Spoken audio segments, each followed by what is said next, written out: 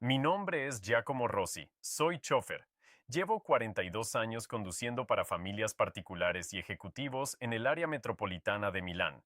He manejado a padres de Carlo Acutis, Antonia Salzano y Andrea Acutis de manera intermitente durante varios años a principios de los 2000. No soy un empleado de confianza histórica. Soy un chofer que cumple su función. Llegada a tiempo, discreción, buen estado del vehículo. Eso es todo lo que la gente pide de un chofer.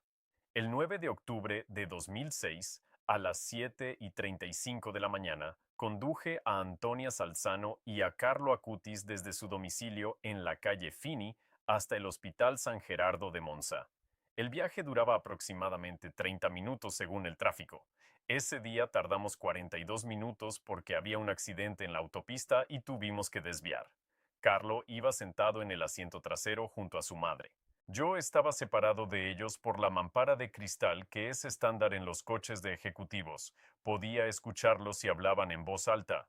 No hablaron prácticamente en todo el camino. En algún momento Carlo me preguntó si la radio podía poner música. Le dije que claro. Me pidió que pusiera algo clásico. Puse Debussy. Lo dejé durante todo el viaje. 3 días después, Carlo Acutis murió de leucemia en la planta 4 de ese hospital. Lo que ocurrió en el viaje de 42 minutos desde la calle Fini hasta la puerta de urgencias del San Gerardo, no lo conté a nadie en 19 años.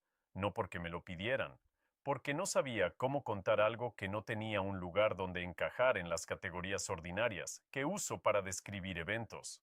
Hace 3 semanas abandoné mi trabajo. No me jubilé. Abandoné. Después de 42 años manejando para la gente de Milán, simplemente paré un día, metí las llaves en un sobre y las dejé en el escritorio de la agencia. Esta noche cuento por qué. Empecé a conducir en 1984 con 19 años, después de hacer el servicio militar. No tenía otra aspiración en la vida que no fuera tener un buen coche y manejarlo. Eso sigue siendo lo único que he querido. Pasé 42 años haciéndolo. Fue una vida suficiente. No excelente, pero suficiente. Conducir bien requiere atención, pero no reflexión, lo cual me iba bien porque reflexionar nunca fue mi fuerte. La familia Acutis era un cliente ocasional, tal vez una vez cada 2 semanas durante 2 años, desde 2004 hasta 2006. Antonia Salzano era cortés pero reservada, el tipo de pasajero que quiere silencio. Andrea Acutis era más conversador. Carlo raramente viajaba con ellos. Cuando lo hacía se quedaba mirando por la ventana o con un cuaderno en el regazo. Era un adolescente que no necesitaba mantener conversación con el chofer, que es lo más común. El 9 de octubre recibí una llamada del padre de Carlo esa misma mañana a las 7:10. Me dijo que necesitaban que los llevara al Hospital San Gerardo, que era un viaje con urgencia, pero no emergencia, que si podía estar en la calle Fini a las 7:25. Le dije que sí. Cuando llegué, encontré a Antonia Salzano y a Carlo esperando en la puerta del edificio. Carlo llevaba ropa ordinaria de calle, no pijama de hospital. Tenía un abrigo puesto a pesar de que no hacía frío. Tenía el aspecto de alguien que va al hospital pero que todavía está funcional, no de alguien en crisis, lo cual tiene lógica porque la leucemia fulminante tipo M3 no avisa. Llevas una vida ordinaria y al día siguiente necesitas hospitalización completa. Me saludaron. Metí las maletas en el maletero. Salimos. Antonia se sentó en el asiento trasero con Carlo. Yo los saludé por el retrovisor y pregunté si querían escuchar la radio. Carlo dijo que sí. Antonia no respondió, simplemente asintió. Salí del aparcamiento. Tomé la ruta habitual hacia la autopista. Durante los primeros 8 minutos no pasó nada que fuera de lo ordinario. El tráfico era moderado. Debussy sonaba en los altavoces. En el retrovisor podía ver a Antonia mirando por la ventana. Carlo estaba sentado contra la puerta del lado opuesto, también mirando por la ventana, pero de una manera diferente. No miraba las cosas que pasaban, miraba como si estuviera viendo a través de las cosas. Fue alrededor del minuto 9 cuando noté algo raro. La temperatura del coche. No sé cómo describirlo sin sonar como un loco, pero la temperatura del habitáculo cambió.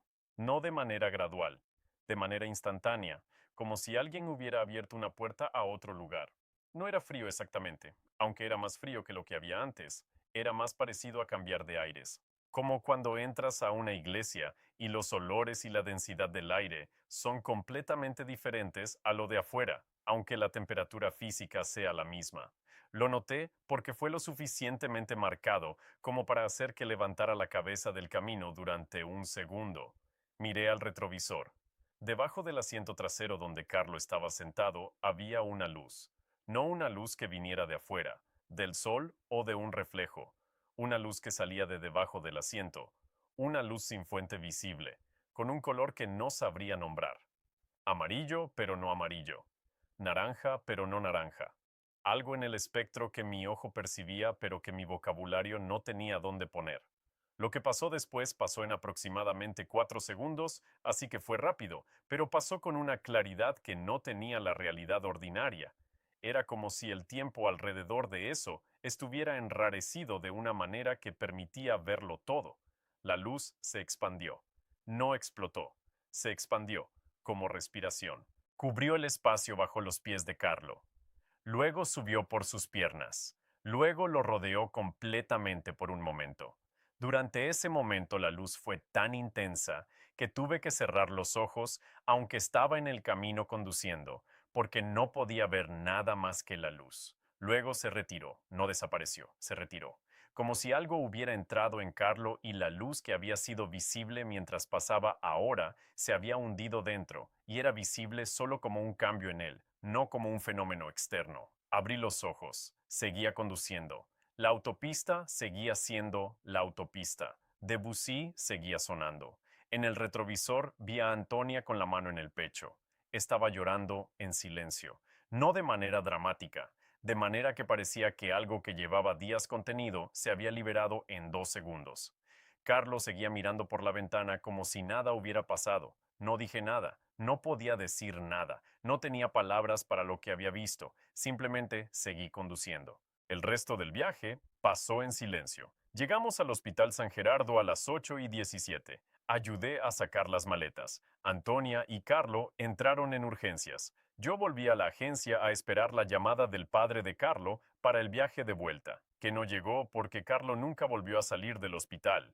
3 días después me enteré de que había muerto. Si estás escuchando esto y algo en ti se ha detenido sin que puedas explicar por qué, suscríbete al canal. Hay más testimonios como este, y cada uno te dirá algo diferente sobre Carlo Acutis. Pero lo que hizo después fue inesperado para todos. Durante 19 años no conté lo que había visto, no porque fuera un secreto que me hubieran pedido guardar, porque no sabía cómo hablarlo, sin parecer que me estaba inventando cosas o que me estaba volviendo loco. Soy un chofer, mi credibilidad descansa en cosas simples, llegar a tiempo, no dañar el coche, guardar discreción, no en describir luces imposibles en el asiento trasero. Así que lo callé, y en esos 19 años seguí conduciendo. Llevé ejecutivos de un lado a otro de Milán. Llevé a familias al aeropuerto. Llevé a abuelas al cementerio. Hice exactamente el mismo trabajo que habría hecho si ese viaje del 9 de octubre de 2006 nunca hubiera ocurrido. Pero algo cambió. Algo en la manera de percibir las cosas. Después de ver eso, después de saber que eso era posible, no podía seguir viendo el mundo de la manera ordinaria, no que fuera más espiritual, simplemente más consciente de que había grietas en la realidad ordinaria por donde se filtraba otra cosa, y que la mayoría de la gente no las veía porque no esperaba verlas. Hace 3 semanas leí sobre la canonización de Carlo Acutis. Hace 2 semanas vi tu primer testimonio en el canal, el del forense. Hace una semana leí sobre los testimonios de los otros. El periodista que guardó una grabación durante 17 años. El profesor de matemáticas que guardó 5 frases. La profesora de inglés que guardó una carta durante 13 años. El guardia que encontró un objeto bajo el altar. El sacerdote que perdió la voz. Todos guardaron algo durante años sin saber qué hacer con ello. Todos finalmente lo contaron.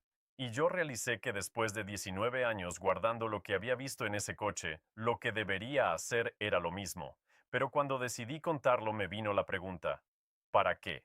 ¿Para qué servía contar que vi una luz en un coche hace 19 años? No podía cambiar nada, no podía curar a nadie, no podía probar nada. ¿Cuál era el punto? La respuesta me llegó cuando estaba en el coche conduciendo, que es donde siempre llegaban mis respuestas.